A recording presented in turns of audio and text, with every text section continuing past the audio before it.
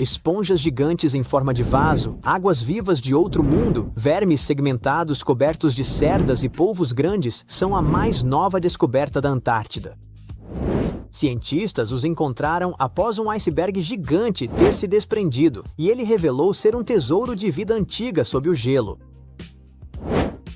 Em janeiro de 2025, um iceberg enorme do tamanho de Chicago chamado A84 se desprendeu da plataforma George VI da Antártida, uma plataforma com cerca de 280 milhas de comprimento, 12 a 43 milhas de largura e 820 pés de espessura. No verão, de novembro a fevereiro, a superfície derrete e lagos de água de degelo se formam. Eles são alongados e parecem fitas. Foi assim que ganharam esse nome. Enfim, quando o iceberg flutuou para longe, deixou parte do fundo do oceano bem aberta e era um lugar que ninguém jamais tinha visto antes. Cientistas no navio de pesquisa Falkor 2 estavam por perto, no mar de Bellingshausen. Assim que souberam do iceberg, eles mudaram imediatamente os seus planos. Eles entenderam que era uma chance super rara de conferir algo desconhecido e incrível, como levantar uma pedra na floresta para ver o que está escondido por baixo. Os pesquisadores usaram um robô subaquático chamado Subastian e exploraram o mar profundo por 8 dias. Eles foram tão fundo quanto mais de 4.200 pés. Lá embaixo, eles encontraram um ecossistema oculto. Havia grandes corais e esponjas literalmente repletos de animais marinhos, um mundo inteiro sob o gelo. Os pesquisadores acharam que encontrariam alguma vida lá embaixo, mas não esperavam ver tanta. E essa vida antiga subaquática não estava apenas sobrevivendo, ela estava prosperando naquele lugar gelado e hostil por muito tempo. Anêmonas que pareciam arvorezinhas fofas, aranhas do mar, peixes-gelo, polvos. A pesquisa foi transmitida ao vivo para cientistas de todo o mundo e essas transmissões estão, na verdade, em acesso aberto. O mais legal foi que algumas criaturas descobertas pareciam ser novas espécies. Sim, provavelmente há novas espécies na Antártida em 2025, e algumas podem viver apenas nesta região. Isso porque a Antártida não está apenas muito longe, ela está isolada do resto do mundo há milhões de anos. A corrente circumpolar antártica a cerca como um grande fosso de água ao redor de um castelo. Mas mesmo que essas espécies não sejam novas, os cientistas encontraram caracóis, vermes com cerdas, crustáceos como pequenos caranguejos e camarões, e uma espécie de água-viva fantasma. Elas são super raras e parecem ser de outro mundo. O nome oficial delas é muito complicado, então vamos chamá-las apenas de água-viva fantasma gigante. Esta água-viva é enorme. Sua campânula, a parte redonda em cima, pode ter mais de 1 metro de largura. Ela tem 4 braços longos que a seguem, cada um com 10 metros de comprimento, quase o tamanho de um ônibus escolar. Cientistas capturaram uma pela primeira vez em 1899, mas levaram 60 anos para notar que era uma espécie nova. A água-viva fantasma tem um corpo roxo transparente que parece um tanto fantasmagórico. Em vez de tentáculos comuns, ela tem braços em forma de fita que ajudam a pegar comida e levá-la à boca, bem no centro. Embora águas-vivas não tenham cérebro como nós, pesquisadores que observavam a fantasma gigante notaram algo surpreendente. A criatura de outro mundo parecia mover seus braços com muito cuidado e controle, especialmente ao nadar por espaços apertados no fundo do mar. Parecia que ela estava sendo muito cautelosa e deliberada. Eca, que medo! Outro ser senciente.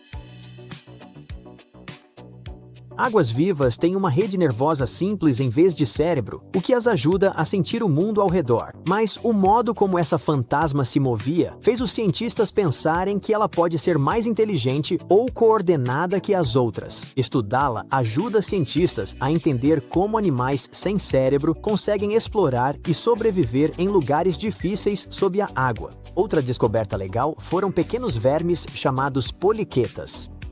Cientistas os chamam de poliquetas, mas vamos chamá-los de vermes de cerdas, porque soa mais divertido. Muitos tipos diferentes deles vivem em partes supergeladas e profundas do oceano. Os vermes de cerdas têm corpos feitos de muitos segmentos e possuem cerdas minúsculas por todos os lados. Essas cerdas os ajudam a se mover, sentir o que está por perto e até se proteger do perigo. Um exemplo legal é o verme escamoso da Antártida. É um tipo de verme de cerdas que vive em águas muito frias e profundas e tem cerdas douradas brilhantes que o deixam bem elegante. Durante a exploração profunda na Antártida, a equipe também achou esponjas gigantes em forma de vasos. Geralmente, esponjas crescem bem devagar, então para ficarem tão grandes, devem estar crescendo ali há muito tempo, talvez centenas de anos. O tamanho delas mostra que os animais de águas profundas ao redor não se mudaram para lá recentemente. Essas criaturas marinhas estão lá há décadas e conseguiram formar comunidades prósperas sob o gelo. Então era realmente vida antiga se escondendo sob todo aquele gelo, e isso surpreendeu muitos cientistas. Em estudos antigos, as pessoas desciam câmeras por buracos no gelo ou visitavam áreas de icebergs muito após o gelo se romper para explorar ecossistemas ocultos. Naquela época, eles viam principalmente o fundo do mar vazio e deserto, com apenas alguns seres vivos. Mas desta vez, a equipe chegou apenas algumas semanas após o iceberg gigante se desprender e puderam ver o que se escondia logo abaixo dele. Os 14 quilômetros iniciais sob a plataforma de gelo podem abrigar ecossistemas vibrantes. A área é escura, fria e oculta há eras, mas várias criaturas vivem lá. Isso mostra que a vida pode sobreviver em lugares que parecem hostis ou congelados demais para qualquer ser vivo. Por outro lado, encontrar toda essa vida lá embaixo não é tão surpreendente assim. Muitos animais vivem em lugares escuros e frios debaixo d'água, então faz sentido que estivessem sob a plataforma de gelo também. O gelo meio que os esconde e os mantém a salvo de qualquer coisa que aconteça acima. Mas o que é estranho é a quantidade de tipos diferentes de criaturas que vivem lá, embora costumasse ser um espaço bem fechado. Na verdade, se parece muito com o fundo do mar em partes da Antártida que não tem gelo por cima. Como isso é possível? Geralmente, o fitoplâncton cresce perto da superfície, onde a luz solar bate. Pequenos animais parecidos com camarões, chamados krill, comem essas plantas à noite. Quando o krill fica satisfeito, ele afunda e leva comida e nutrientes para o fundo do oceano. Até mesmo seus dejetos ajudam a alimentar as criaturas do mar profundo. Mas se houver uma enorme calota de gelo acima, a luz solar não passa. Então, nenhuma planta cresce lá e nenhum krill traz comida por ali. Cientistas achavam que isso significaria menos comida e menos animais lá embaixo, mas encontraram muita vida de qualquer forma. Acontece que comida e nutrientes provavelmente entram sob o gelo, levados por correntes submarinas, como rios fluindo sob o oceano. Os cientistas encontraram alguns animais que viveram por muito tempo. Então, parece que essas correntes, que vêm principalmente do degelo de geleiras, trazem comida suficiente para manter o ecossistema saudável. Ninguém sabe ao certo o que acontecerá com toda essa vida marinha profunda agora que o iceberg se afastou. Essas criaturas viveram sob o gelo espesso por quem sabe quanto tempo, em condições super estáveis e de escuridão total. Obviamente, elas não são exatamente fãs de mudanças, então perder esse teto gelado pode bagunçar totalmente toda a sua estrutura. Um dos cientistas mencionou que a plataforma de onde o iceberg veio tem recuado cerca de 40 quilômetros nos últimos 50 anos.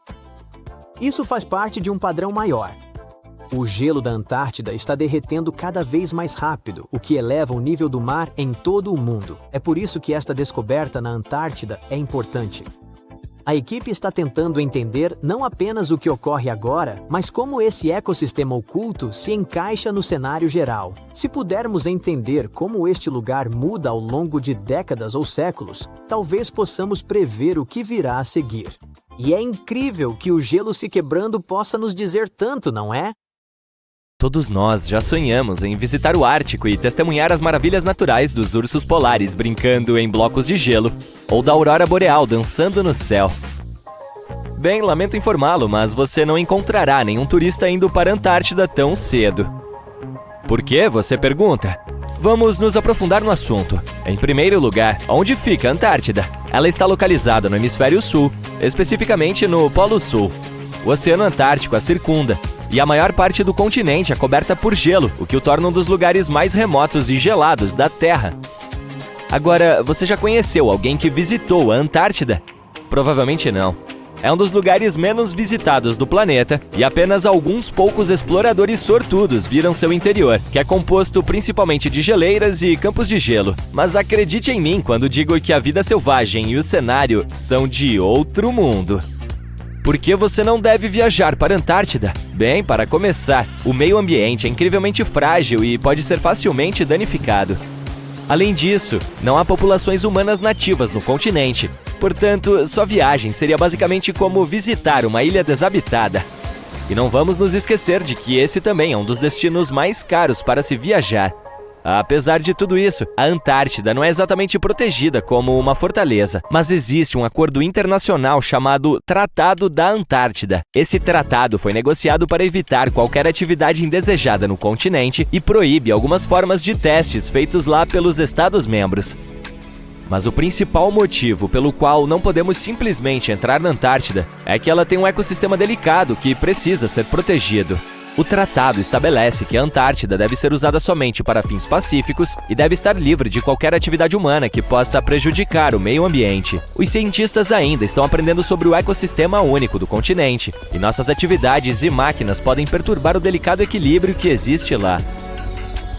Se você ainda está ansioso para ir à Antártida, obter permissão não é exatamente um passeio no parque. Os cidadãos americanos, por exemplo, precisam preencher um formulário especial e enviá-lo ao Office of Ocean and Polar Affairs. E uma vez lá, você precisará seguir algumas diretrizes rígidas para proteger o meio ambiente, como não perturbar a vida selvagem, nem levar lembranças como pedras, plantas ou animais. Tecnicamente, é possível viver na Antártida? Embora não existam leis que proíbam as pessoas de morar lá permanentemente, é um ambiente muito inóspito e inadequado para a habitação humana. As temperaturas podem chegar a menos de 60 graus Celsius, o que torna quase impossível a sobrevivência de qualquer pessoa sem um equipamento e a experiência adequados. Além disso, o pedaço de terra mais próximo fica a mais de 1.500 quilômetros de distância, o que tornaria os habitantes completamente isolados do resto do mundo. Quem sabe, talvez um dia tenhamos a chance de visitar esse continente único e fascinante. Mas até lá, vamos admirá-lo de longe. Vamos falar um pouco sobre a descoberta da Antártida. Ao contrário de outros lugares que já eram habitados, a Antártida nunca teve uma população humana nativa. Os filósofos da Grécia Antiga tiveram uma ideia sobre o continente e o chamaram de Antiarctos, que significa oposto ao urso. Os ursos a que ele se refere não são os polares, mas sim as constelações do Grande e do Pequeno Urso, que só podem ser observadas no hemisfério norte. Como resultado, o termo significa o oposto de a terra do urso. As viagens de caça às baleias e focas no final do século XVIII e início do século XIX se aventuravam mais ao sul ao contornar o Cabo Horn, na ponta da América do Sul. Sabia-se que ir mais ao sul geralmente significava ventos mais fortes, mas também o risco de atingir gelo flutuante de todos os tamanhos e de ventos e mares que poderiam ser perigosos para o navio e a tripulação. O capitão James Cook foi o primeiro a cruzar o Círculo Polar Antártico em 17 de janeiro de 1773, na região do Mar de Ross. Um ano mais tarde, ele chegou a um ponto mais ao norte e, embora não tenha avistado terra, chegou a uma distância de 80 quilômetros e viu depósitos de rocha presos em icebergs, o que indicava a existência de uma terra mais ao sul. O primeiro avistamento da Antártida é amplamente reconhecido como tendo ocorrido em janeiro de 1820, durante a viagem de 2 navios, sob o comando do capitão Fabian Gottlieb von Bellingshausen, como parte de uma expedição exploratória de 2 anos ao redor do mundo para descobrir novas terras. Os navios do capitão foram os primeiros a cruzar o Círculo Polar Antártico desde Cook. O primeiro desembarque indiscutível na Antártida só aconteceu muito mais tarde, em 24 de janeiro de 1895, no Cabo Adare, durante a viagem de caça às baleias do navio Antarctic, liderado por Henrik Bull. Um pequeno barco com 6 ou possivelmente 7 homens a bordo remou até a costa em condições calmas.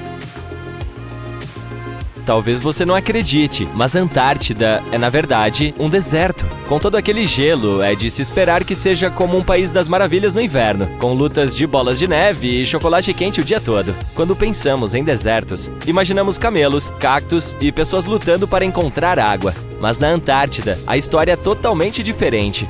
A luta não é para encontrar água, mas para encontrar qualquer coisa que não esteja coberta de gelo. E a média de chuvas foi de pouco mais de 10 milímetros nos últimos 30 anos. Isso é como algumas gotas de chuva em comparação com o que estamos acostumados. Portanto, tecnicamente, não são as dunas ou o calor escaldante que tornam um deserto, bem, um deserto. É a falta de precipitação. Mas não se preocupe se algum dia você se perder na Antártida. Não precisará se preocupar em ficar com sede. Só não se esqueça de levar um casaco e luvas, pois o frio é suficiente para transformá-lo em um picolé. A Antártida não é apenas um dos lugares mais secos da Terra, mas também o mais frio, o mais ventoso e o mais alto. Os pinguins e os cientistas de lá muitas vezes se encontram em uma situação complicada quando se trata de tempo.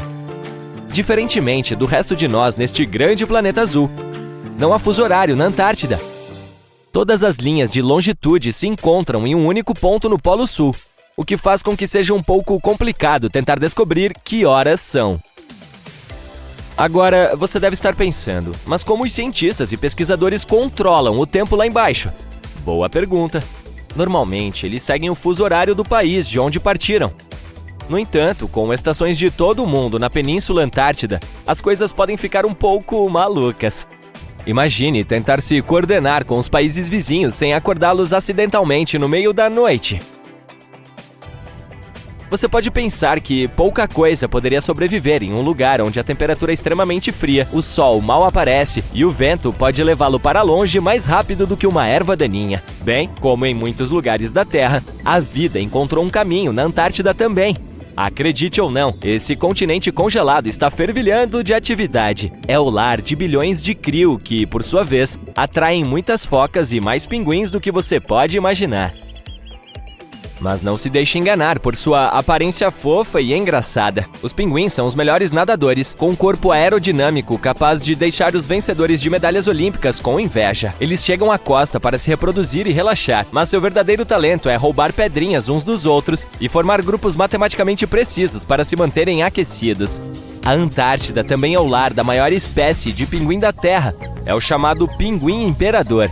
Certamente, essas criaturas são aves que não voam, mas isso não significa que não possam saltar. De fato, alguns deles podem saltar até 3 metros.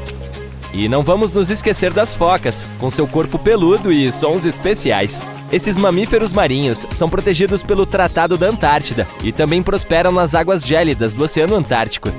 Mas as verdadeiras estrelas do show são as baleias. Durante o verão antártico, essas enormes criaturas aparecem em massa para se alimentar do abundante krill. É realmente como um buffet de baleias por lá. Descobrir lugares escondidos em nosso planeta é extremamente emocionante. Hoje, vou levar você em uma viagem da qual não vai se esquecer tão cedo. Mas vista-se, vai ficar muito frio por aqui. Você pega um avião e aterrissa na ilha coberta de gelo da Groenlândia. Uma vista inacreditável da aurora boreal, também conhecida como aurora polar, veio saudar você. Você não acredita no que está vendo. Seu guia diz quão raro é esse fenômeno. Normalmente, as pessoas passam dias tentando visualizá-lo. Você se sente com sorte e aproveita o tempo para apreciar essas belas luzes esverdeadas dançantes. Está feliz por ter trazido a câmera, não está? Entre cliques, você descobre que a aurora boreal é o resultado de alguns eventos bastante difíceis. Esse show de luzes espetacular ocorre quando partículas de alta energia do Sol batem na atmosfera superior da Terra. No segundo dia, você continua a explorar o local por via aérea. Isso pode não ser uma surpresa, mas a Groenlândia é uma das maiores ilhas do mundo. Desta vez, a bordo de um helicóptero, você pode ver a paisagem infinitamente gelada.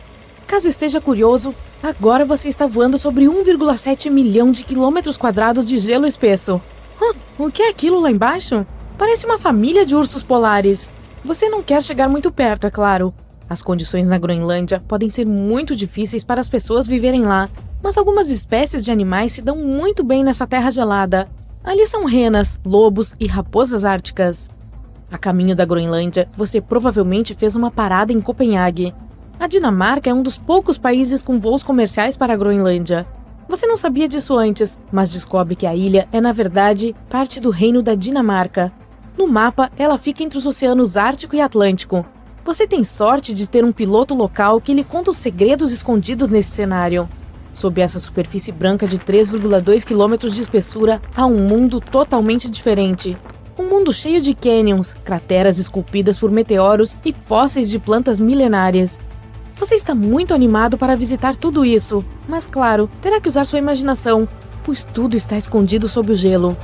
Acredite ou não, quase 80% da superfície da ilha está coberta por ele. A primeira parada do seu passeio é o Grand Canyon da Groenlândia. Seu desembarque não é muito longe dali, em algum lugar na parte norte da ilha. Você deve saber que os canyons são vales profundos e estreitos com lados íngremes. Mas aposto que não sabia que a palavra canyon, na verdade, vem da palavra espanhol canho, que significa oco ou tubo, com seu aumentativo canhão.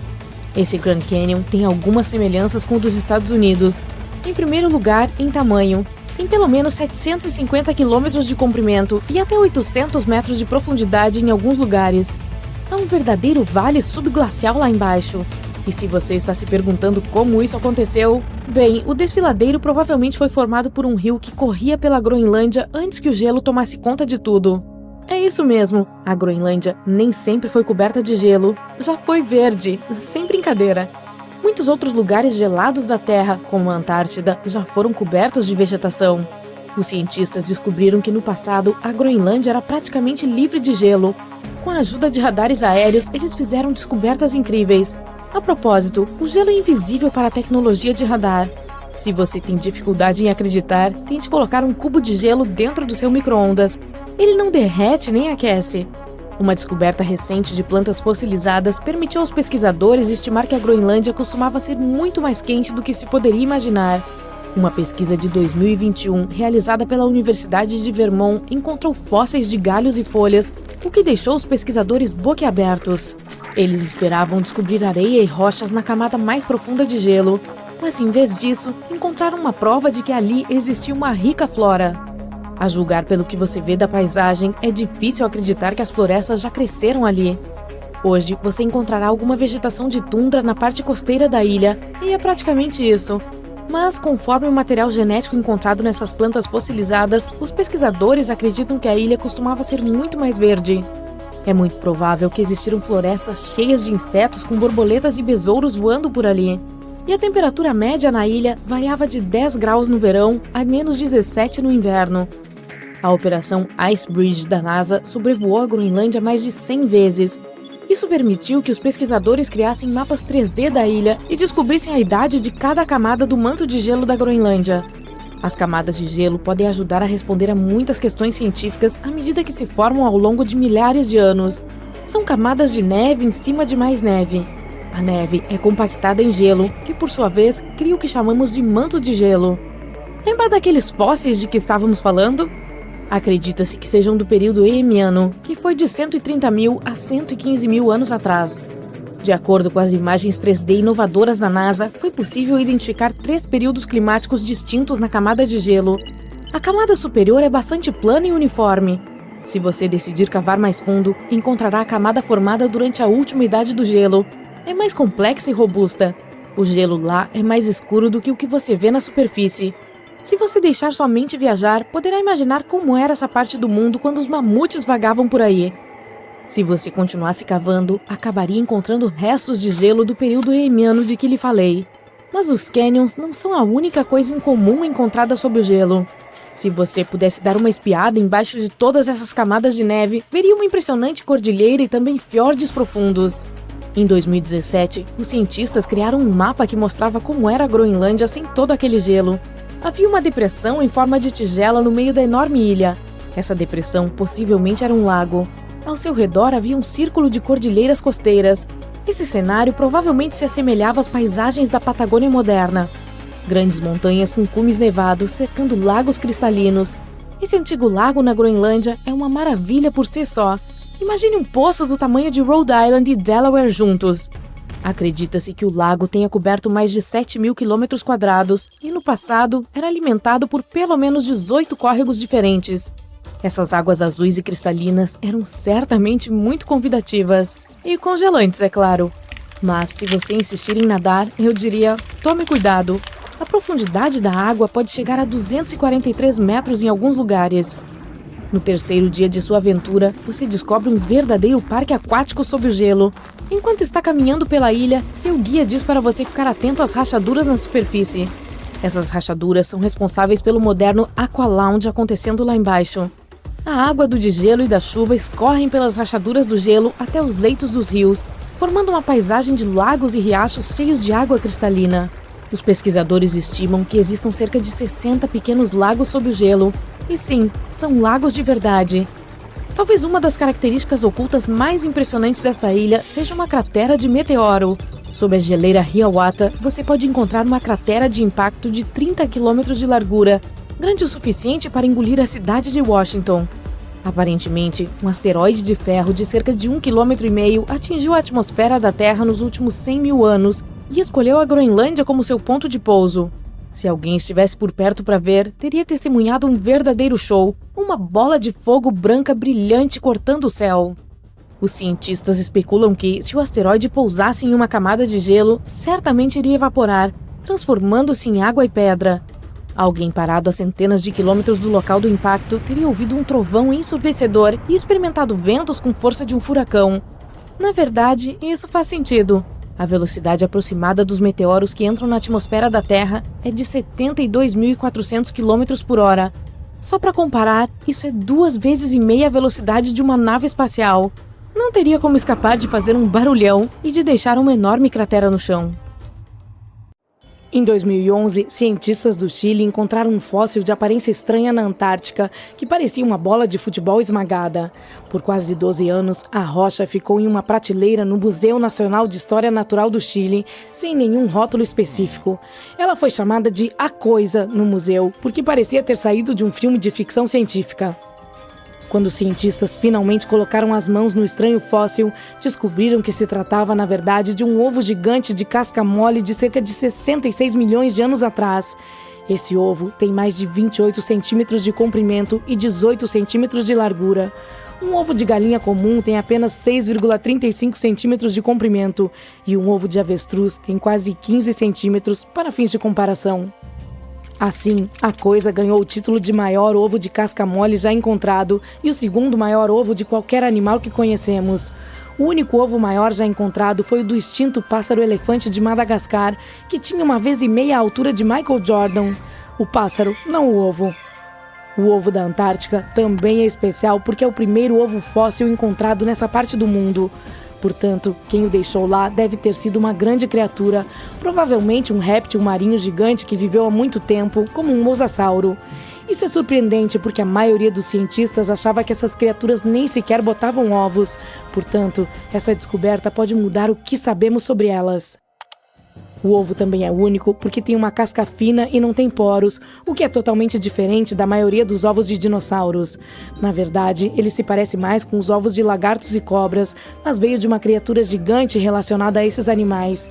Nenhum dinossauro ou réptil voador conhecido daquela época e lugar era grande o suficiente para botar um ovo tão grande. Portanto, deve ter sido um mosasauro, afinal, mas não podemos ter 100% de certeza. Os cientistas trabalharam muito e estudaram 259 tipos de répteis vivos, como lagartos e cobras e seus ovos. A partir disso, eles descobriram que a mãe que pôs o ovo provavelmente tinha pelo menos 7 metros de comprimento, sem contar a cauda. Durante o final do período Cretáceo, essa parte da Antártica pode ter sido como um berçário. Os paleontólogos encontraram ossos de pequenos mosassauros e plesiosauros na mesma área, juntamente com ossos de animais adultos. Arqueólogos noruegueses fizeram outra descoberta legal, mas literalmente encontraram dezenas de flechas que estavam escondidas no gelo há 6.000 anos.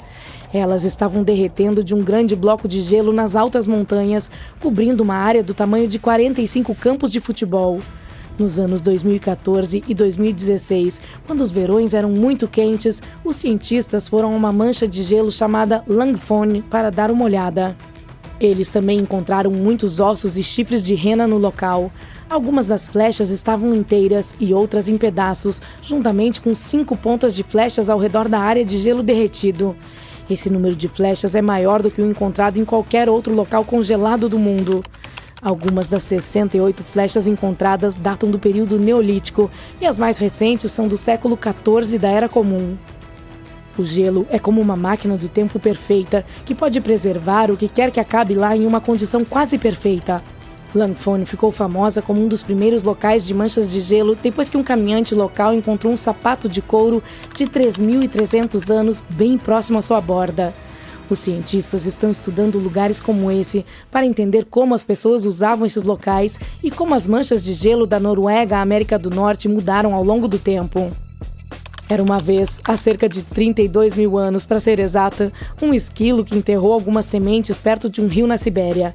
Será que sou o único que está sentindo vibrações da Era do Gelo?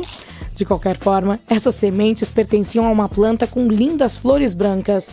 Milhares de anos depois, um grupo de cientistas encontrou essas sementes enterradas profundamente no solo congelado, tão abaixo quanto a altura de um prédio de 12 andares.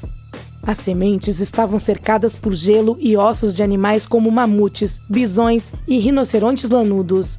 As sementes maduras haviam sido danificadas, talvez pelo esquilo, mas algumas das sementes mais jovens ainda tinham partes boas de plantas dentro delas. Os cientistas as retiraram cuidadosamente e as colocaram em pequenos recipientes para ajudá-las a crescer. E aqui vem a parte mais legal. Eles conseguiram cultivar as plantas. Suas flores tinham um formato um pouco diferente das flores da mesma planta que cresce hoje. Depois de um ano, a planta da era glacial até criou novas sementes. Com base nisso, os cientistas sugeriram que o permafrost poderia ser um depósito de um pool genético antigo e que poderíamos encontrar espécies extintas lá e trazê-las de volta à vida. Os cientistas de um navio quebra-gelo na Antártica estavam procurando baleias, mas encontraram algo muito mais incomum. A câmera atrás do navio, que é tão pesada quanto um carro, detectou 60 milhões de ninhos de peixes-gelo no fundo do mar de Weddell. Os ninhos estavam localizados a cada 25 centímetros em todas as direções e cobriam uma área de 240 quilômetros quadrados, que é um pouco maior do que toda a cidade de Washington, D.C. A colônia tinha até uma borda distinta, que era uma linha na areia. Os cientistas estavam na área porque estavam estudando um ponto especial no oceano, onde a água era um pouco mais quente do que a água ao redor. Nessa água mais quente, eles encontraram pequenos animais chamados zooplâncton perto do topo.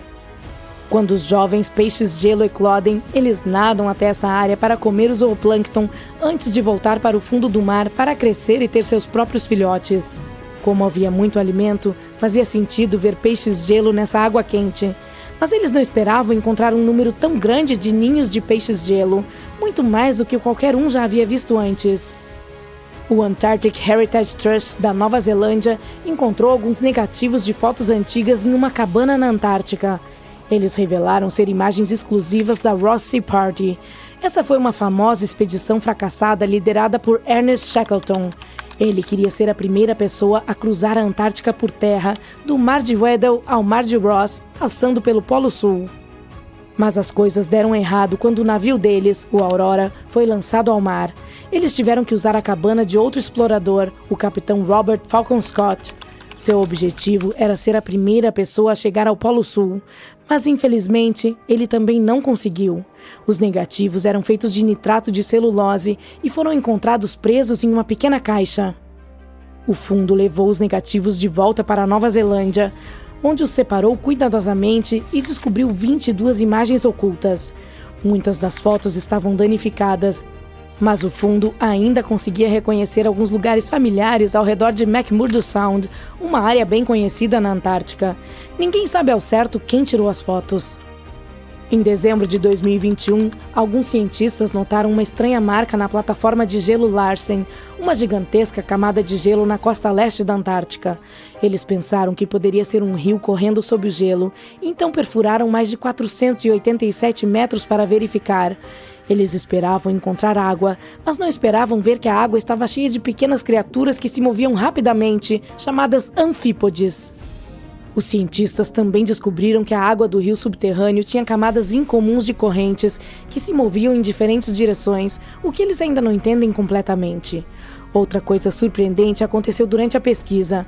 No dia 20 de dezembro do mesmo ano, um vulcão entrou em erupção em Tonga e as ondas de pressão da erupção foram detectadas no rio gelado da Antártica.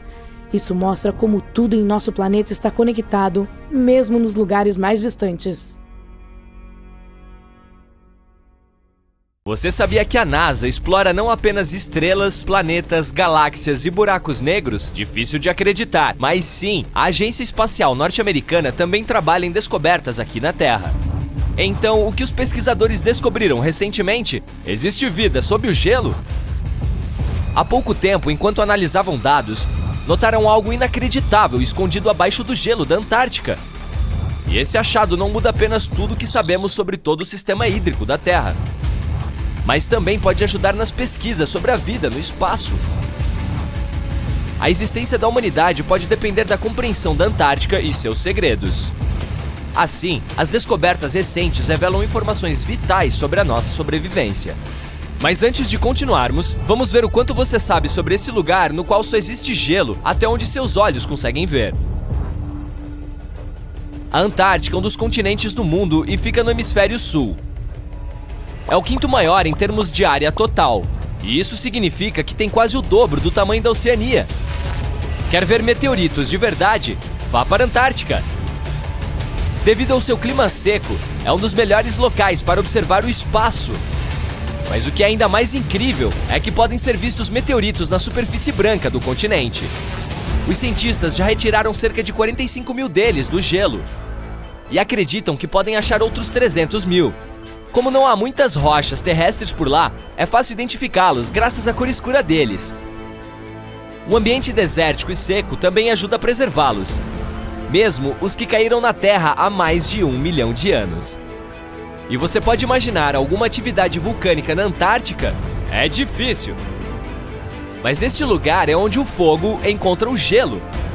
A Antártica Ocidental é o local da maior atividade vulcânica. Os cientistas descobriram recentemente que existem 138 vulcões apenas ali. Uau! Você pensava que a região é sempre fria, mas não! Suas regiões costeiras podem chegar a 10 graus Celsius. Mas você já se perguntou como seria a Antártica se não houvesse gelo? Pode parecer inimaginável agora, mas nem sempre ela foi coberta por gelo. No entanto, isso foi há 34 milhões de anos. Assim, ninguém poderia dizer como seria a superfície do continente. Mas a NASA mudou isso. A Agência Espacial gerou simulações no computador e fez o mapa mais preciso até hoje. O que se viu foi incrível. O continente não era plano como parecia.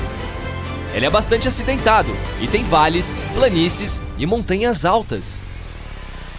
Mas isso não era nada comparado ao que se descobriu sob o gelo. Então, o que é? Por favor, que rufem os tambores. A NASA encontrou 2 novos lagos subglaciais. E o que é ainda mais legal é que eles foram avistados do espaço. Como pode isso? Se a sua resposta for satélites de alta tecnologia, você está certo. Em 2003, a NASA lançou um satélite chamado IceSat, que mediu o balanço de massa do manto de gelo e as alturas das nuvens e aerossóis. O equipamento também ajudou a criar o mapa sem gelo da Antártica. Em 2010, a Agência Espacial Europeia lançou o segundo satélite, o Cryosat-2, para rastrear as mudanças na espessura do gelo. Então, em 2018, a NASA enviou o terceiro, o IceSat-2, uma continuação do primeiro. Ele mediu a elevação do manto de gelo e a espessura do gelo marinho. Era o instrumento de observação a laser da Terra mais avançado da agência americana e o que forneceu os dados de mais alta precisão. E quando isso foi combinado com as informações dos outros satélites, foi possível localizar esses 2 novos lagos perto de 2 maiores. Mas em primeiro lugar, como é possível que eles existam? A espessura média da maior parte do gelo da Antártica é de aproximadamente 2 km. No entanto, pode chegar a mais de 3 em alguns locais. especialmente durante o inverno. Então você pode pensar que não há nada lá embaixo, mas a ciência diz o contrário. Não é possível ver isso a olho nu. Mas o gelo do continente está fluindo lenta e constantemente em diferentes direções sob a força de seu peso. No entanto, os cientistas não conseguiram descobrir como a água se movia por muitos anos. Isso começou a mudar em 2007, quando os dados coletados com o ICESat forneceram informações sobre o que se esconde sob a superfície.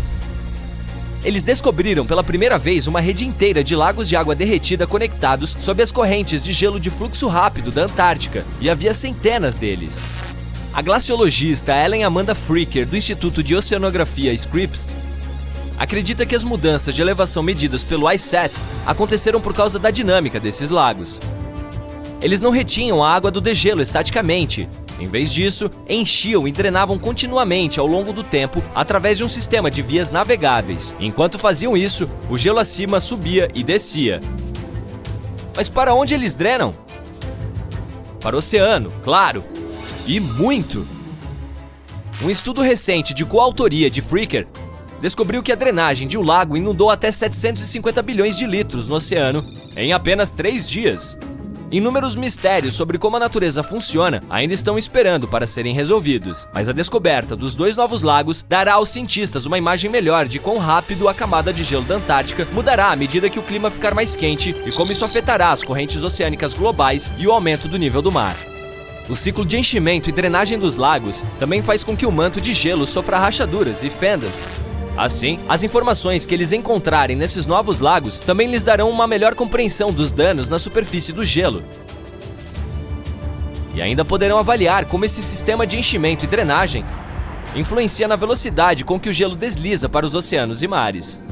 Isso significa que podem avaliar como a água doce adicionada pode alterar os ecossistemas marinhos.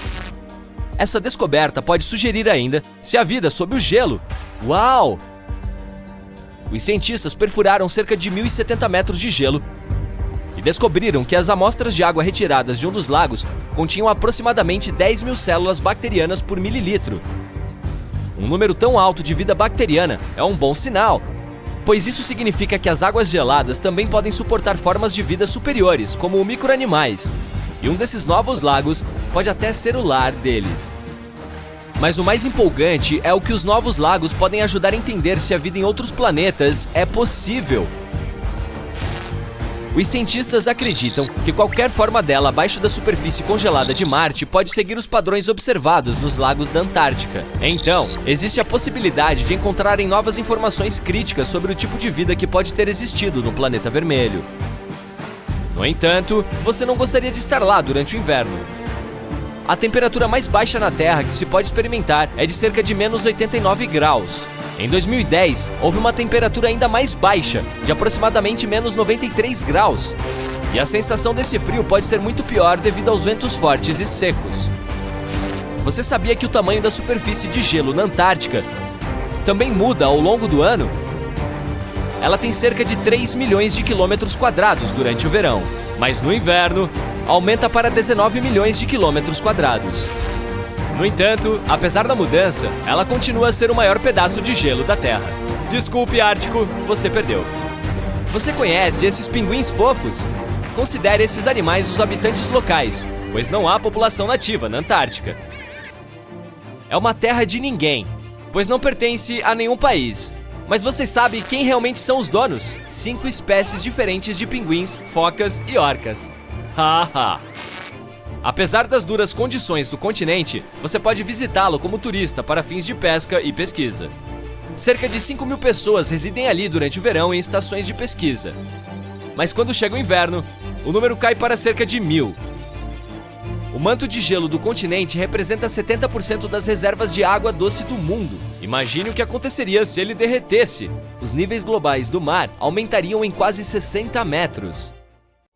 Olhe para essa rocha. À primeira vista, parece uma rocha comum e sem graça, como as que você pode ver ao caminhar pela praia. Sua cor não se destaca e seu peso é bastante regular, cerca de 2 quilos. Mas tudo muda quando você fica sabendo que essa rocha nasceu em Marte, viajou até a Terra e acabou na Antártica. Agora a história parece muito mais fascinante. Então, vamos descobrir os detalhes. A pesquisadora Roberta Score, que trabalhou no projeto ANSMET, sigla para Antarctic Search for Meteorites do programa Denver Antarctic, encontrou esse meteorito em 1984. Se você quiser decifrar o nome do viajante espacial, posso ajudá-lo. O nome vem do local onde o cientista o viu, Allan Hills, na Antártica. Daí o ALH. Além disso, temos o ano da descoberta e o número da amostra. Se você acha que Roberta pegou a rocha e exclamou algo como "Uau, estou segurando um pedaço de Marte", vou ter que desapontá-lo. No início, não estava totalmente claro de onde veio o meteorito, e uma coisa confundiu ainda mais os pesquisadores. O meteorito era muito diferente de outros grupos de meteoritos encontrados em nosso planeta. Ok, mas então como eles finalmente descobriram que era um visitante de Marte? Foi tudo graças a traços de gás semelhantes aos que compõem a atmosfera do planeta vermelho. Ficamos sabendo de sua composição graças à corajosa Viking Lander, que realizou as análises necessárias in situ em 1976. De qualquer forma, voltemos à nossa descoberta rochosa. Ela é realmente muito especial, e não apenas porque a rocha veio de muito, muito longe. Entre os vários milhares de meteoritos encontrados na Terra, apenas uma centena provavelmente veio de Marte. E mesmo assim, o nosso ALH 84001 é diferente e parece fazer parte de um grupo separado. Então, vamos voltar ao passado e acompanhar a história de vida desse viajante cósmico. É provável que essa rocha tenha se formado há cerca de 4 bilhões de anos em seu planeta natal, o planeta vermelho. Um dia, que não era muito diferente dos outros, acabou mudando a vida dessa rocha pacífica. Um impacto meteórico a catapultou para o espaço e ela começou sua própria jornada como um pequeno asteroide. Naquela época, era muito maior do que no momento da descoberta na Terra. Em determinado momento, nossa rocha ALH chegou perto da Terra e, quem sabe, provavelmente decidiu dar umas voltinhas por ali ou algo assim. Foi assim que há 13 mil anos terminou sua jornada espacial colidindo com nosso planeta. No momento, esse fragmento marciano é o mais antigo que temos, mas no início ele não era tão popular. Somente em 1996 se tornou muito mais famoso, após uma descoberta inovadora.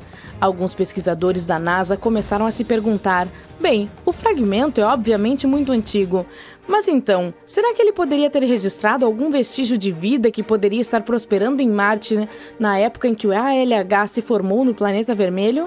E adivinhe só, esses cientistas estavam certos. Eles detectaram traços de partículas muito finas de magnetita. Essas partículas eram totalmente semelhantes em estrutura e composição química às partículas que temos na Terra. Elas são chamadas de magnetofósseis e são produzidas por bactérias magnetotáticas. Portanto, isso pode significar que em algum momento houve algumas formas de vida em Marte. Em abril de 2020, cientistas da Agência Espacial Japonesa fizeram outra descoberta. Eles detectaram nitrogênio contendo material orgânico de origem marciana em nosso meteorito. Portanto, quem sabe quais novos segredos surpreendentes um exame mais aprofundado do meteorito poderá revelar. No momento, porém, tudo que você pode fazer é viajar para a Antártica e encontrar mais deles. O fato é que esse lugar é ótimo para a caça de meteoritos. Surpreendentemente, encontramos quase 50 mil meteoritos na Antártica e centenas de milhares ainda estão esperando para ser descobertos. Cada uma dessas rochas espaciais pode nos contar uma história sobre a evolução do sistema solar. Por exemplo, a primeira rocha lunar encontrada no continente gelado e deserto provou que pedaços de objetos espaciais maiores que os asteroides também podem chegar à Terra. Então, digamos que você se inspirou e decidiu caçar meteoritos até a Antártica. Bem, prepare-se para alguns desafios sérios. Apesar de sua potencial abundância, encontrar rochas espaciais não é tão fácil quanto parece. Você terá que visitar áreas remotas e ainda não há garantia de que conseguirá encontrar um meteorito. Isso é, na verdade, um grande problema. Os meteoritos estão desaparecendo de vista. Atualmente, os cientistas encontram cerca de 1.000 meteoritos na Antártica a cada ano, mas, de acordo com um novo estudo, cerca de 5.000 outros ficam ocultos a cada ano. O culpado é o aquecimento. Preocupados, os cientistas criaram um modelo que poderia ajudá-los a descobrir onde esses meteoritos poderiam surgir. Esse modelo era bastante complicado, levando em consideração a cobertura de neve, a temperatura da superfície, a velocidade com que o gelo flui e até mesmo a inclinação do terreno. Depois disso, eles executaram simulações em vários cenários de aquecimento. Descobriu-se que os meteoritos de fato desapareciam de vista com o aumento da temperatura. Dizer que os pesquisadores ficaram chateados é óbvio. Eles não esperavam que a mudança climática afetasse tanto seu trabalho. Mesmo que essas áreas estejam abaixo do zero, as pessoas ainda conseguem arruinar um arquivo crucial do sistema solar. Mas vamos voltar à sua caça aos meteoritos. Se quiser que suas chances de encontrar um meteorito sejam maiores, vá até a base das montanhas ou afloramentos onde o gelo, que normalmente flui para o solo mais baixo, é forçado a subir. Mas não se esqueça de levar seu corta-vento com você. Nesses locais, ventos fortes afastam a neve, expondo o gelo azul brilhante e vívido. Em vez de derreter, esse gelo antigo pode se transformar diretamente em vapor de água. Isso ajuda a expor meteoritos que de outra forma permaneceriam ocultos. Mas você precisa se apressar. Os meteoritos na superfície desaparecem rapidamente. Mesmo quando as temperaturas estão bem abaixo de zero, as rochas ainda podem absorver parte do calor do Sol e derreter o gelo. É como se eles estivessem criando túneis subterrâneos, ou melhor, sob o gelo, para si mesmos, afundando e se escondendo da vista. Algum tempo depois, o recongelamento fecha as entradas desses túneis, prendendo efetivamente os meteoritos em seu interior, escondidos da vista. Os cientistas admitem que é muito difícil encontrar métodos de trabalho para detectar meteoritos. E se não nos apressarmos e desenvolvermos esses métodos, poderemos perder entre 80 mil e 250 mil rochas espaciais no total. Não é de admirar que os cientistas estejam em uma missão para encontrar mais meteoritos. Eles estão se concentrando nas zonas de encalhe de meteoritos. Esses são locais onde os meteoritos geralmente se acumulam na superfície devido a características específicas de geologia, fluxo de gelo e condições climáticas. Como você já sabe, é possível encontrar meteoritos em gelo azul sem cobertura de neve. Isso facilita a localização de meteoritos, mas encontrar esses pontos críticos geralmente é pura sorte. Ou é preciso ficar sentado dia e noite, vasculhando mapas e imagens de satélite, na tentativa de localizar zonas de gelo azul próximas a estações de pesquisa. Deixe-me apresentar Verônica Tolenar, uma glaciologista e sua equipe. Eles levaram as coisas para o próximo nível ao desenvolver um mapa inteligente de toda a Antártica. Para isso, usaram aprendizado de máquina e dados de satélite da NASA, da Agência Espacial Canadense e outros. Esse mapa destaca áreas onde os meteoritos podem estar escondidos com base em descobertas anteriores e em todos os tipos de dados climáticos e de gelo. Aparentemente, os melhores lugares para encontrar meteoritos são ao longo das bordas do continente e perto de montanhas com gelo azul. Infelizmente, não é apenas o gelo azul que importa. A temperatura e a velocidade do fluxo de gelo também são muito importantes. Por exemplo, se o gelo flui muito rapidamente, os meteoritos são varridos antes que possam se acumular. Portanto, se quiser encontrar um meteorito, você precisa esperar por condições muito precisas. A temperatura da superfície deve ficar abaixo de menos 9 graus Celsius quase o tempo todo. Caso contrário, os meteoritos afundam. Você pode começar pela região de Allan Hills. Sim, foi lá que o nosso amigo ALH foi descoberto. Essa área é uma espécie de mina de ouro de meteoritos, com mais de 1000 descobertas. Mas há lugares ainda mais promissores, como as montanhas Fibbuleinman, e ninguém pesquisou lá ainda. Talvez você seja o primeiro. De qualquer forma, com esse novo mapa, os pesquisadores desenvolveram um índice onde ir que classifica os melhores pontos de caça de meteoritos, tornando as futuras viagens de campo muito mais direcionadas. E com muitas regiões de gelo azul ainda inexploradas, há toneladas de meteoritos esperando para serem encontrados. Então, o que está esperando? Este submarino elegante de última geração chamado Wren foi enviado para explorar as profundezas da Antártica.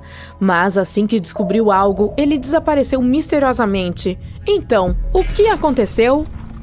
Tudo começou quando os cientistas quiseram explorar um dos lugares mais remotos e misteriosos da Terra, a plataforma de gelo Dodson, na Antártica Ocidental. Essa plataforma de gelo, gigante e silenciosa, se estende por 48 quilômetros de largura, quase o comprimento da cidade de Nova York. Ela fica entre dois promontórios gelados, as penínsulas Martin e Bear, e ela esconde um mundo inteiro de mistérios geológicos. Se você acha que a Antártica não passa de um deserto de neve e gelo super espesso, está enganado. Há paisagens inteiras escondidas lá no fundo. A parte inferior da plataforma de gelo Dodson é um terreno acidentado e dinâmico, moldado pelas forças lentas e implacáveis da natureza. Há formações de gelo imponentes, vales profundos e estruturas bizarras que se estendem por centenas de metros. Os cientistas estão muito curiosos sobre isso. Mas, como você pode imaginar, essa paisagem não é nada fácil de se explorar. Para descobrir mais, temos que escanear a área com satélites ou tentar perfurar a neve, tentando coletar o quadro geral pedaço por pedaço. Mas esses métodos só nos deram pistas vagas. O verdadeiro avanço aconteceu quando os cientistas tiveram a ideia de deixar os submarinos explorarem o local. Submersíveis autônomos poderiam mergulhar fundo nas águas geladas sob a plataforma de gelo Dodson e nos dizer o que tem lá embaixo. Esses exploradores robóticos têm sistemas de sonar avançados e fantásticos. É aquela coisa que os morcegos ou golfinhos fazem. Eles podem usar o som para ver o fundo. Basicamente, eles enviam ondas sonoras debaixo d'água, e quando essas ondas atingem algo, como a plataforma de gelo acima ou o fundo do mar abaixo, elas retornam ao sistema. Os animais sentem quanto tempo levou para as ondas sonoras retornarem e como elas mudaram, e isso os ajuda a entender o que está localizado onde. Por exemplo, os cliques que os golfinhos emitem informam onde estão os peixes. Copiamos esse truque evolutivo maluco e o adaptamos à nossa exploração subaquática. Só que nossa versão é muito mais legal, com um nível mais alto de precisão, de modo que criamos mapas 3D detalhados do ambiente. O submarino Ren foi um desses exploradores robóticos. Seu nome foi dado em homenagem à divindade nórdica do mar. Ren foi meticulosamente programado para navegar em uma paisagem traiçoeira da Antártica. Mas, mesmo com todo esse treinamento, sua jornada teve um fim inesperado e assustador. Em 2019, Ren foi enviado para explorar as profundezas sob a plataforma de gelo Dodson. Ele foi um herói, o primeiro a sair em uma missão como essa. A equipe disse que era como ver o outro lado da Lua. Durante 27 dias seguidos, ele trabalhou incansavelmente. Ele percorreu mais de 998 quilômetros sob o gelo espesso. Isso é como uma viagem de Paris a Berlim. Ren foi mais longe e mais fundo do que qualquer um poderia ter imaginado. Em um determinado momento, ele alcançou mais de 16 quilômetros no ventre da geleira. E o que ele descobriu lá embaixo foi surpreendente. Os cientistas pensavam que haveria algumas superfícies de gelo lisas e uniformes, mas o Ren revelou uma parte inferior marcada por enormes rachaduras, cristas. Havia formações que pareciam dunas de areia congeladas no tempo. E por fim, ele encontrou alguns padrões misteriosos em forma de redemoinho e lágrima. Todos eles pareciam mais arte do que geologia. Isso realmente conta a história das plataformas de gelo e do oceano ao redor. A água quente entra sorrateiramente sob o gelo e o derrete por baixo. Às vezes, isso suaviza o gelo, mas, em outras ocasiões, esculpe essas formas estranhas e irregulares que parecem padrões e desenhos. E algumas dessas formas são enormes, mais de 390 metros de comprimento. Isso equivale a cerca de 3 campos de futebol e meio. A razão pela qual elas se parecem com rabiscos giratórios é o fato de a Terra girar. Isso faz com que a água gire de maneiras especiais, dobrando as formas e desenhando essas espirais. Isso é chamado de efeito Coriolis. Imagine que você estivesse em um carrossel e tentasse jogar algo, como uma bola. Ela iria em uma curva, não em uma linha reta. A mesma coisa acontece com a água na Terra. Posteriormente, os cientistas encontraram padrões semelhantes em outras plataformas de gelo da Antártica, embora não fossem tão épicos quanto os que estavam sob Dodson. Mas Ren também descobriu algo aterrorizante. Acontece que essas águas quentes, além de serem grandes artistas, também são um grande perigo. A plataforma de gelo Dodson não está apenas serenamente no mar, ela faz parte de um sistema muito delicado e atua como uma barreira protetora que retém as enormes geleiras no oeste da Antártica. A plataforma de gelo está flutuando no oceano, mas ainda está conectada à Terra. À medida que a água quente passa por baixo dela e o gelo derrete, a Dodson não consegue mais se prender à Terra com tanta força. A barreira protetora começa a se enfraquecer, o que permite que as geleiras atrás dela se movam mais rapidamente para o oceano. Quando essas geleiras fluem para o mar, elas adicionam mais água, o que pode causar o aumento do nível do mar e, por fim, alterar nossos litorais. Rand se deparou com enormes bolsões onde o gelo estava derretendo a taxas alarmantes, tudo devido às poderosas correntes submarinas. Era como ver um relógio correndo na geleira. Os riscos eram altos, mas felizmente o submarino estava pronto. Dessa vez, ele conseguiu retornar.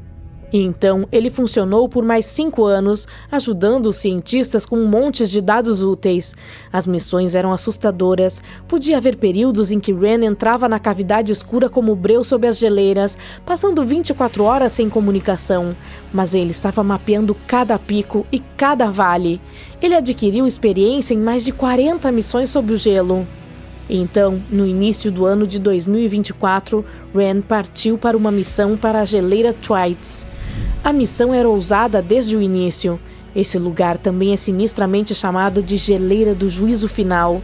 É chamada assim porque está derretendo lentamente e tem o potencial de elevar o nível do mar em todo o mundo se entrar em colapso, causando catástrofes em todos os lugares. É por isso que Rand foi enviado para explorar sua parte inferior, um lugar que nunca havia sido mapeado tão detalhadamente antes. A ideia era descobrir os segredos da geleira, estudar a velocidade com que ela estava derretendo e por quê.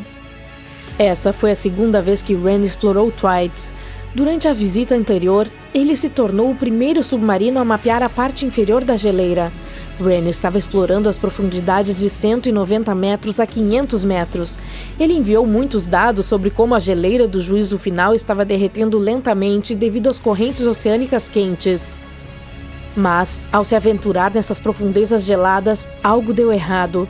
Do nada, Rand desapareceu. Sem aviso, sem deixar rastros. Em um momento, ele estava enviando dados cruciais e no momento seguinte, havia caído no abismo. Nenhum sinal de socorro, nenhuma transmissão final, e ele não retornou ao ponto em que deveria estar. Foram enviadas buscas extensas, helicópteros sobrevoavam o local, drones zumbiam nos céus congelantes, mas nenhum sinal do submersível emergiu das garras da geleira. Depois de um tempo, as baterias do Rand certamente se esgotariam. Portanto, a essa altura, ele havia sido definitivamente engolido pelo abismo abaixo de 457 metros de gelo. Essa foi uma perda enorme e triste para a equipe científica. Os cientistas da Universidade de Gotemburgo estão agora procurando substituir Rand e continuar sua importante pesquisa com Thwaites. Até hoje, os cientistas não têm ideia do que aconteceu. Alguns dizem que ele pode ter ficado preso no gelo. Outros acreditam que ele foi puxado por uma corrente invisível. Ele também pode ter se chocado com algo inesperado. Seja qual for a verdade, seu desaparecimento deixou os cientistas atônitos e parece que a plataforma de gelo guardará seus segredos por mais algum tempo. Pelo menos ganhamos um tesouro de conhecimento com a jornada de Rand. Os cientistas continuam explorando a Antártica, procurando a história que se esconde sob a neve. Por exemplo, eles descobriram que, há cerca de 90 milhões de anos, uma exuberante floresta tropical temperada prosperava perto do Polo Sul. Eles revelaram um mundo antigo muito mais quente do que se imaginava. Nas profundezas da Antártica, se descobriram raízes fossilizadas, pólen e esporos preservados no solo. Tudo isso mostra que havia uma floresta tropical pantanosa que floresceu apesar dos meses de escuridão polar. Todas essas descobertas mudam nossa compreensão do clima da Terra, tanto no passado quanto no futuro. Puxa vida, os cientistas preveem uma erupção vulcânica que provavelmente será uma das mais destrutivas da história de nossa espécie. Há uma chance em 6 de que isso aconteça neste século, o que poderia mudar ainda mais o clima e colocar milhões de vidas em perigo. Em janeiro de 2022, o vulcão Hunga Tonga Hunga Rapai entrou em erupção no Oceano Pacífico Sul, provocando uma enorme explosão. O vulcão enviou tsunamis até o Japão, a América do Norte e a América do Sul. A própria Tonga foi duramente atingida, com danos que custaram quase 20% de toda a economia do país. Agora, pesquisadores do Instituto Niels Bohr, em Copenhague, estudaram amostras de gelo da Groenlândia e da Antártica, e suas descobertas são preocupantes, prevendo um possível desastre vulcânico global. Eles dizem que há uma chance real de uma erupção muito maior, de 10 a 100 vezes maior do que a de Tonga. No passado, erupções desse tamanho costumavam mudar o clima e até mesmo causar o colapso de civilizações. Apesar dos riscos futuros de erupções vulcânicas, os especialistas dizem que o mundo não está preparado. Michael Cassidy, vulcanólogo da Universidade de Birmingham, alerta para o fato de que não há esforços suficientes para lidar com um desastre como esse. Ele diz que a NASA e outras agências espaciais gastam bilhões na defesa contra asteroides. Ao mesmo tempo, uma supererupção vulcânica é muito mais provável do que o impacto de asteroide. E no momento, não há um plano global para lidar com uma erupção maciça, embora ela provavelmente seja muito mais destrutiva. A última erupção de magnitude 7 ocorreu em 1815 no Monte Tambora, na Indonésia. Nessa ocasião, milhares de pessoas perderam suas vidas em apenas alguns dias. O desastre também perturbou o clima e causou escassez de alimentos em todo o mundo, afetando milhões de pessoas. Essa erupção foi a maior já registrada na história. Ela lançou uma enorme nuvem de partículas no céu. Essas partículas bloquearam a luz solar, resfriaram o planeta e causaram o caos mundial. O ano seguinte, a erupção ficou conhecido como o Ano Sem Verão. As temperaturas despencaram, as colheitas fracassaram, a fome se espalhou e uma pandemia de cólera eclodiu, levando à perda de dezenas de milhares de vidas. Um fato chocante: a erupção pode até ter inspirado Mary Shelley a escrever Frankenstein, enquanto estava presa dentro de casa durante o verão excepcionalmente frio de 1816 na Suíça. Desde então, muitos vulcões entraram em erupção, mas nenhum se igualou à escala do Tambora. Agora, mais de 200 anos depois, os cientistas alertam que há uma nova ameaça de supervulcão. Outra erupção maciça pode estar a caminho, e o mundo pode não estar preparado para ela. Portanto, enquanto os cientistas discutem seriamente a probabilidade da próxima erupção vulcânica, os especialistas estão pedindo uma ação urgente para se preparar antes que seja tarde demais. O fato é que uma erupção vulcânica maciça nos dias de hoje poderia ser ainda mais devastadora do que o Ano Sem Verão. Ao contrário daquela época, já estamos lidando com todos os tipos de mudanças climáticas e com um sistema global mais frágil, o que poderia tornar os efeitos ainda piores. O Dr. Michael Rampino, um cientista geológico, adverte que o mundo está mais instável agora, o que significa que uma mega erupção moderna poderia ter consequências ainda mais graves. Mas desta vez, os gases de efeito estufa provenientes de combustíveis fósseis podem tornar as consequências dessa erupção ainda mais frias, em vez de mais quentes. Portanto, estamos falando de atividade vulcânica que coloca a humanidade em perigo. O Dr. Thomas Albury, vulcanólogo, descobriu que, em uma atmosfera mais quente e turbulenta, o gás dióxido de enxofre liberado por uma erupção vulcânica se espalharia mais rápido e mais longe do que no passado. Este gás forma aerossóis de sulfato que refletem a luz solar e causam resfriamento global. Como essas partículas minúsculas seriam distribuídas de forma mais uniforme, elas teriam um efeito de resfriamento mais forte do que em 1815. Outro cientista atmosférico de Cambridge explica que o tamanho dessas partículas transportadas pelo ar é importante. Isso afeta a forma como elas absorvem a luz solar e, em um futuro clima mais quente, uma erupção poderia tornar o resfriamento da superfície mais forte em 15%. Ao mesmo tempo, ainda há muitas incógnitas. Cientistas da Universidade de Genebra afirmam que estamos apenas começando a entender os impactos totais de um evento como esse. Também é difícil estimar com precisão os riscos de erupções vulcânicas futuras, pois temos poucos dados sobre erupções mais antigas. Assim, para entender a atividade vulcânica do passado, os pesquisadores analisam núcleos de gelo da Groenlândia e da Antártica, bem como anéis de árvores antigas, que funcionam como registros históricos de mudanças climáticas. Essas medições sugerem que várias erupções nos últimos milhares de anos resfriaram temporariamente o planeta em cerca de 1 a 1,5 graus Celsius. Um dos exemplos mais catastróficos é a erupção de Samalas em 1257 na Indonésia, que foi tão poderosa que provavelmente desencadeou a pequena idade do gelo. foi um período de resfriamento global que durou centenas de anos. Mais recentemente, a erupção do Monte Pinatubo, em 1991, nas Filipinas, resfriou levemente a Terra por alguns anos. Como essa erupção ocorreu na era dos satélites, os cientistas puderam medir exatamente a quantidade de dióxido de enxofre liberada e como ela afetou a atmosfera. Porém, mesmo com ferramentas modernas como satélites e instrumentos sísmicos, os cientistas ainda têm dificuldades para prever a próxima grande erupção vulcânica.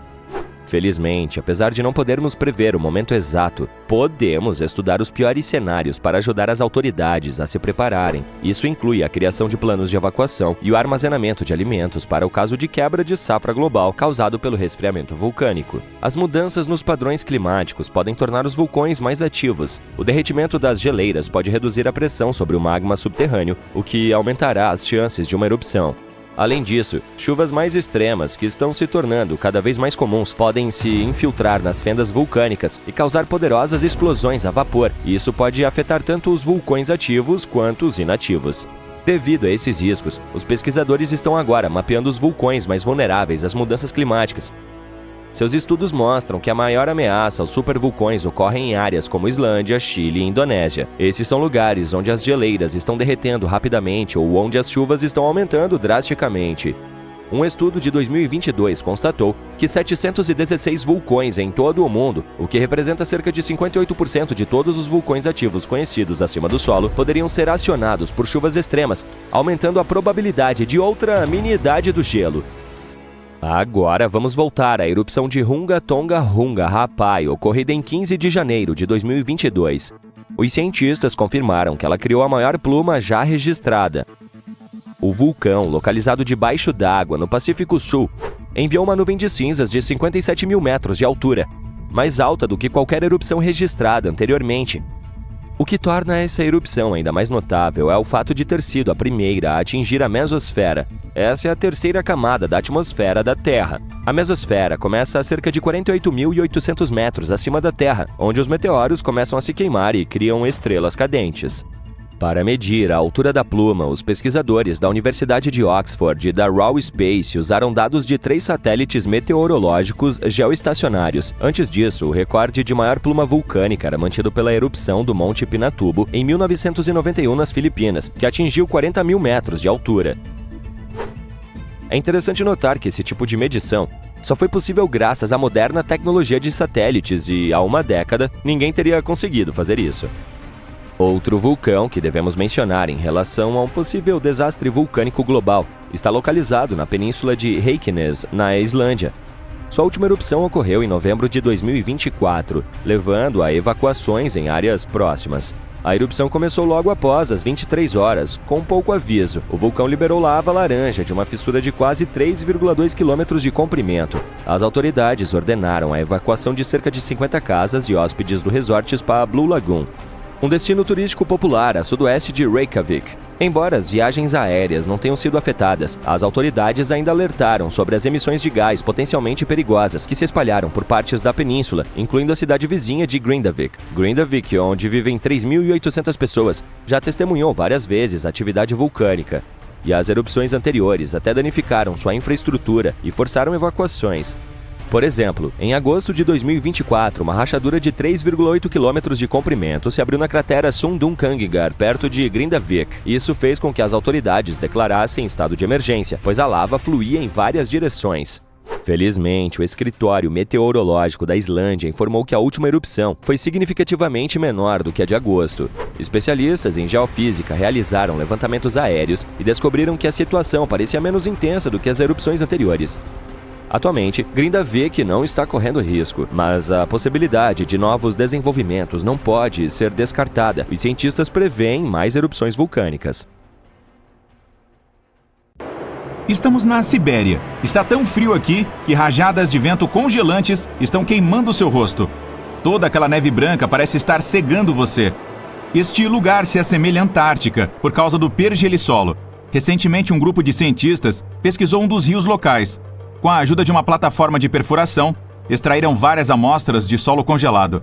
Os cientistas ficaram chocados ao encontrar criaturas vivas dentro do gelo. Mais tarde, em laboratório, se percebeu que as criaturas eram organismos microscópicos multicelulares conhecidos como Rotíferos bideloídeos. Essas criaturas pareciam pequenos vermes. Os cientistas sabiam que esses vermes poderiam viver em condições congeladas por até 10 anos. Mas a idade dos rotíferos encontrados no gelo foi de cerca de 24 mil anos. E depois de descongelar, eles começaram a se reproduzir, como se estivessem dormindo há apenas algumas horas, não há milhares de anos. Análises adicionais mostraram que esses organismos podem permanecer congelados por centenas de milhares de anos. Os rotíferos podem ter vivido durante a era em que o ser humano ainda não tinha inventado a roda. E este não é o único superpoder deles. Os rotíferos bideloídeos estão entre os animais mais radioativamente resistentes na Terra. Eles podem sobreviver em lugares onde não há oxigênio e água. Também podem permanecer vivos em áreas com alta acidez e podem viver sem comida e água por um longo tempo. Por sinal, essas não são as únicas criaturas conhecidas por viver milhares de anos. Tipos particulares de musgo e alguns micro-organismos também são quase imortais. Os nematódios são algumas das variedades de vermes com maior capacidade de adaptação. Imagine a Torre Eiffel, de pé e orgulhosa. E agora, vamos torná-la 10 vezes mais alta e colocá-la no subsolo. Exatamente a essa profundidade, muitos milhares de metros abaixo da superfície, os cientistas descobriram essas criaturas, sem luz solar e quase nenhum ar. E como está muito perto do núcleo da Terra do que da superfície do nosso planeta, a temperatura aqui é maior do que no meio do deserto mais quente. Milhões de toneladas de solo acima criam uma pressão insana, mas tudo isso não conseguiu impedir que a vida se desenvolvesse aqui. Quando os nematódios ficam sem ar, comida ou quando a temperatura se torna muito alta, eles entram em um estado único de êxtase ou hibernação profunda. Neste modo, o metabolismo destes vermes diminui e quase todos os processos em seu corpo param. Essas criaturas podem dormir por muito tempo e só acordar quando o ambiente se tornar mais favorável. A propósito, você não precisa ir tão fundo no subsolo para encontrar essas criaturas. Nematódios são encontrados em todo o mundo. Eles podem viver em fontes termais, desertos, no alto das montanhas, entre os gelos ásperos da Antártica ou dentro de animais e humanos. Nossas próximas criaturas resistentes são os tardígrados, também conhecidos como ursos d'água. Estes são invertebrados microscópicos de 8 patas intimamente relacionados aos artrópodes. É impossível vê-los sem ajuda. Mas um microscópio convencional permitirá que você veja esses seres em detalhes. Eles parecem minúsculos ursos, por isso são chamados de ursos d'água. Eles precisam de uma fina camada de água ao redor do corpo o tempo todo. É necessário evitar a desidratação. Tardígrados foram encontrados em todos os tipos de ambientes, das profundezas dos oceanos às dunas de areia. Eles são incrivelmente resistentes graças à sua estrutura orgânica única. Sim, eles parecem macios, mas seu corpo é coberto com uma cutícula dura. Este revestimento se assemelha aos exoesqueletos de gafanhotos, louva-a-Deus e muitos outros insetos. Ursos d'água perdem sua antiga camada de cutícula quando precisam crescer. Cada uma de suas 8 patas tem de 4 a 6 garras, o que os ajuda a se agarrar a qualquer superfície. Esses ursos podem sobreviver a uma temperatura quase 3 vezes mais fria que a temperatura no gelo da Antártica. O calor também não os prejudica. Eles provaram ser capazes de sobreviver à temperatura que faz a água ferver. Além disso, os ursos d'água não têm medo de radiação nem de alta pressão. Nas profundezas do oceano, a pressão pode destruir as ligas de metais mais fortes. Mas essas criaturas podem suportar pressões 6 vezes maiores. Mas o mais legal é que podem viver no vácuo do espaço. Nosso planeta tem um campo magnético. Este é um escudo que nos protege da radiação solar. Os tardígrados não precisam dessa proteção.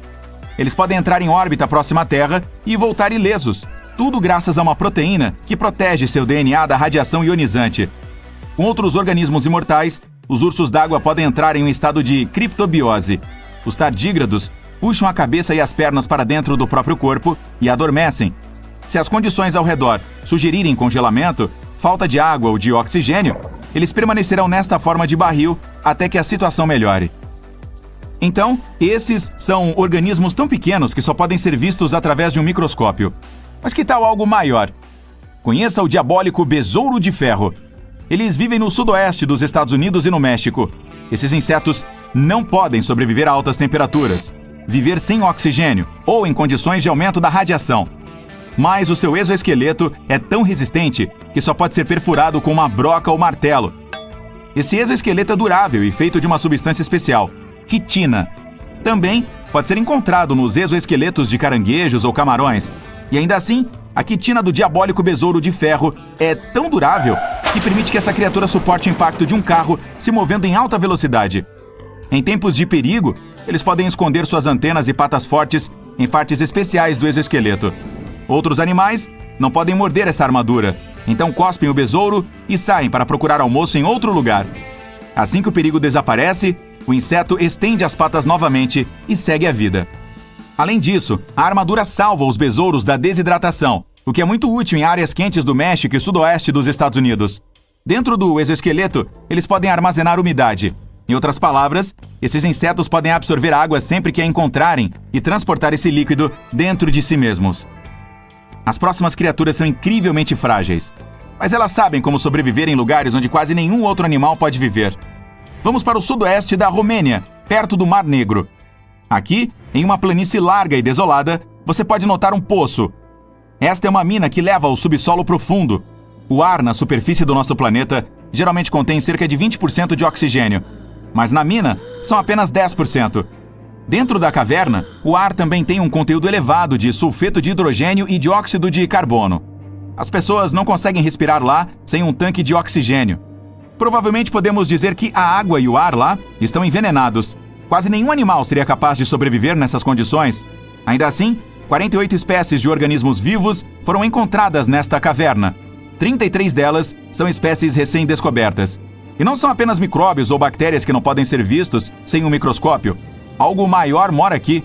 Estranhos caracóis brancos rastejam pelas paredes das minas.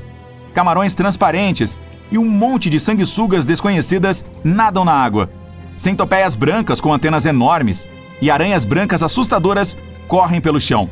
E todos eles crescem aqui há quase 5 milhões de anos. Você pode notar um escorpião aquático e outra espécie não identificada deste animal. Não se parece com seus parentes que vivem em areias quentes ou florestas tropicais. Nenhuma criatura viva aqui parece normal. Todos os animais são brancos ou transparentes. Eles não têm olhos, mas estão equipados com patas longas e antenas que os ajudam a navegar neste espaço escuro. Quanto mais fundo você entra na caverna, menos oxigênio o ar contém. Mas o número de organismos vivos aumenta. O ar é preenchido com metano e dióxido de carbono.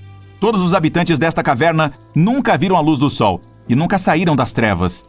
Parece impossível sobreviver em condições em que as plantas não produzem oxigênio. A resposta para a questão de sua sobrevivência está escondida em um pequeno lago. A superfície da água é coberta com uma espuma estranha. Se você olhar de perto, poderá ver que essa substância branca está viva. Assemelha-se a papel molhado macio, que é fácil de rasgar.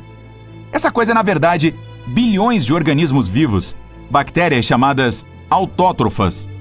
Há muito mais dióxido de carbono na caverna do que lá fora, e essas bactérias, como as plantas, o absorvem. Mas elas não fazem isso com a ajuda da fotossíntese, o que significa que não precisam de luz solar. Elas usam água para a quimiossíntese. O que essas bactérias secretam é alimento para outras bactérias. E essas outras bactérias são alimento para criaturas maiores. Um ciclo alimentar que você não consegue encontrar em nenhum outro lugar do planeta. Em um parque canadense congelado, bem escondido sob camadas espessas de gelo, alguns cientistas descobriram um esqueleto bizarro que chamaram de dragão congelado. O esqueleto estava ali sob o gelo havia milhares de anos. Os especialistas levaram décadas para descobrir qual era a espécie desse estranho fóssil. E foi identificada como um novo gênero de pterossauro, que era um réptil gigante e voador com uma envergadura de asas de mais de 5 metros. A cabeça era 3,5 vezes maior que o corpo. Os pterossauros viveram 76 milhões de anos atrás, sobrevoando os demais dinossauros. Os cientistas os descreveram como os maiores, mais cruéis e mais bizarros animais que voam. O novo gênero foi chamado de Cryodracon boreas, cuja tradução é dragão congelado dos ventos do norte. Em 2013, um jovem montanhista estava escalando uma das montanhas mais altas da Europa Ocidental, o Mont Blanc. Ele viu uma caixa estranha de metal saindo da neve. O cara fez um esforço danado para abri-la e viu que ela estava cheia de rubis, esmeraldas e safiras. E entregou o tesouro imediatamente para as autoridades. No fim das contas, descobriu-se que a caixa provavelmente pertencia a um passageiro de um dos 2 voos da Índia que se chocou contra a montanha mais de 50 anos atrás.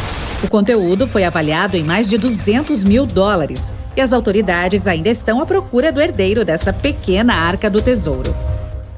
No noroeste da Sibéria, em 2007, um criador de renas estava passeando com seus filhos ao ar livre quando viu uma coisa estranha no gelo. O homem percebeu que era um filhote de mamute e ligou imediatamente para o museu local. A criatura foi chamada de Liuba e considerada a múmia de mamute mais preservada do mundo no momento da descoberta. Liuba ficou sob o gelo durante 41.800 anos e tinha entre 30 e 35 dias. Da tromba até a cauda, tem quase o mesmo tamanho de um filhote grande. Se você quiser ver esse animal de perto, saiba que a Liuba fica em exposição em vários museus do mundo todo. No continente gélido da Antártica, coberto por camadas de gelo e neve, está o Monte Erebo, um vulcão congelado. Ele foi descoberto no meio de uma erupção em 1841 por exploradores em uma expedição. O vulcão tem mais de 3.600 metros de altura e continua ativo há 1.300.000 anos. Nas profundezas desse vulcão, bem no meio dele, tem uma cratera com grandes volumes de lava derretida. Há explosões ocasionais, então considera-se que ele ainda está em erupção contínua. Porém, essas erupções não preocupam, pois geralmente são bem pequeninas. Lá atrás, em 1991, 2 escaladores estavam viajando pelos Alpes italianos quando se depararam com um corpo. Eles acharam que era de algum escalador que havia se perdido recentemente. A dupla voltou correndo para a base da montanha para avisar sobre o infeliz achado. Assim que todos os restos foram recuperados, ficou claro que o corpo não era nem um pouco recente. Os cientistas determinaram que o Homem do Gelo tinha mais de 5.000 anos e foi chamado de Otzi. Os cientistas nunca haviam visto nada parecido, pois o corpo estava muito bem preservado. Durante anos, Otzi foi estudado pelos cientistas que descobriram que nossos ancestrais têm muito mais coisas em comum conosco do que imaginávamos. Seu corpo estava coberto por pinturas. Pesquisas feitas no conteúdo de seu estômago revelaram que sua última refeição foi uma carne seca e curada, parecida com o bacon que comemos hoje. O Homem do Gelo tem pelo menos 19 parentes vivos hoje, em alguma parte da Europa Central. Os cientistas estavam pesquisando tocas de esquilos antigos na Sibéria quando encontraram uma coisa interessante. Um dos bichinhos tinha escondido sementes preciosas bem lá no fundo do solo. Elas ficaram encapsuladas no gelo por 32.000 anos. As sementes eram da flor Silene stenophila, que havia sido extinta há muito tempo. O incrível é que os cientistas conseguiram recuperar o tecido da planta de dentro das sementes, formando uma plantação de flores. Desde então, reintroduziram a flor extinta a seus habitats naturais mundo afora. Em 1930, uma equipe de cientistas noruegueses navegava pelo Oceano Ártico, conduzindo uma pesquisa sobre os mares e geleiras. Eles chegaram à Ilha Branca, um território perigoso e congelado em que nenhum humano havia pisado antes. Pelo menos, era o que se pensava na época. Os pesquisadores ficaram em choque ao descobrir a ponta de um pequeno barco saindo da neve. Dentro do barco, encontraram equipamentos científicos e vários itens pessoais congelados, inclusive uma jaqueta bordada com S.A. André. Eles haviam descoberto os destroços da famosa expedição polar da S.A. André. Em 1897, exploradores suecos comandados por André tentaram viajar para o Polo Norte usando um balão de hidrogênio. Desde então, ninguém ouviu mais falar sobre eles. As pessoas só descobriram o que aconteceu quando o barco foi encontrado 33 anos depois. Tudo indica que o balão bateu na Ilha Branca apenas 2 dias depois de partir da Suécia. Os exploradores viajaram perto da ilha em um barco improvisado, mas não conseguiram ir além. O mamute lanoso mais bem preservado encontrado até agora foi descoberto em uma região de Pergelissolo, na Sibéria, em 2010. Os cientistas o chamaram de Yuka, em homenagem ao pequeno vilarejo que fica perto de onde o animal foi descoberto. Ele passou 39.000 anos congelado e acredita-se que tinha entre 6 e 8 anos de idade. Por estar tão bem preservado, vem sendo estudado por anos e está fornecendo novas informações sobre os mamutes. Em 2019, os cientistas anunciaram que conseguiram ativar células tiradas do tecido de Yuka. Isso significa que um dia, talvez, poderemos ver mamutes lanosos habitando a Terra novamente. Olhando as imagens e vídeos da Antártica, o continente parece ser congelante, coberto por neve, além de ser plano, exceto por alguns montes pequenos. Os cientistas acreditavam nisso também, quando foram estudar as montanhas Gemburtsev. No começo dos anos 2000, ficaram chocados ao descobrir que os pequenos montes de rocha eram, na verdade, o pico de uma cordilheira gigante que estava sob mais de 1.000 metros de neve. Usando a tecnologia de radar, descobriram que as montanhas têm cerca de 3.000 metros de altura e uma extensão de 1.200 quilômetros. Ou seja, são do mesmo tamanho dos Alpes europeus, só que escondidas sob toneladas de gelo e neve. Em uma mina de ouro na Sibéria, um empresário estava examinando um rio próximo quando viu uma coisa interessante no gelo. Era um pequeno rinoceronte lanudo que mais tarde foi batizado de Sasha. Essa espécie estava extinta havia 15.000 anos. Acredita-se que Sasha pode ter ficado congelado por até 39.000 anos.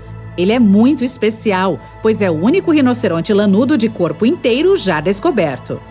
As geleiras ao redor da cidade de Pelo, no norte da Itália, começaram a derreter. Artefatos de décadas e até séculos atrás foram descobertos sob o gelo. Pertences pessoais de soldados foram encontrados, como diários, fotografias e até cartas de amor. Os historiadores até conseguiram tirar uma cabine inteira que estava preservada sob o gelo. Ela estava cheia de capacetes e roupas feitos de metal pesado. Em 1845, John Franklin embarcou em uma expedição para o Polo Norte. A tripulação viajou em 2 navios, o HMS Erebus e o ironicamente chamado de HMS Terror. A expedição acabou em desastre e as 2 embarcações se perderam nas águas geladas. Em 2016, o HMS Terror foi descoberto por uma equipe de pesquisadores. Apesar de ter ficado perdido por 170 anos, as águas congelantes o mantiveram em condições perfeitas. Os cientistas descreveram a embarcação como congelada no tempo. Os pratos e copos ainda estavam nas prateleiras, as camas e mesas estavam em ordem, e até as bagagens dos passageiros pareciam preservadas. O HMS Erebus também foi descoberto ali perto, mas por causa das mudanças de temperatura da água, ele não estava em boas condições. O gelo glacial que rodeia uma passagem usada pelos vikings entre montanhas na Noruega escondia centenas de artefatos antigos. Um deles era uma caixa de madeira soldada. Os pesquisadores não conseguiam conter a ansiedade em abri-la. Eles achavam que ela estaria cheia de tesouros vikings ou artefatos que nos dariam mais informações sobre aquela antiga sociedade. Mas dentro dela só havia uma vela antiga feita de cera de abelha. E parece que essa caixa não era tão antiga quanto se pensava. Analisando a vela, descobriu-se que é do século XVII. A Era dos Vikings tinha acabado antes, no século XI. A caixa provavelmente era de um fazendeiro que a enviou por navio de sua fazenda de verão para a de inverno, para iluminar as noites compridas e frias.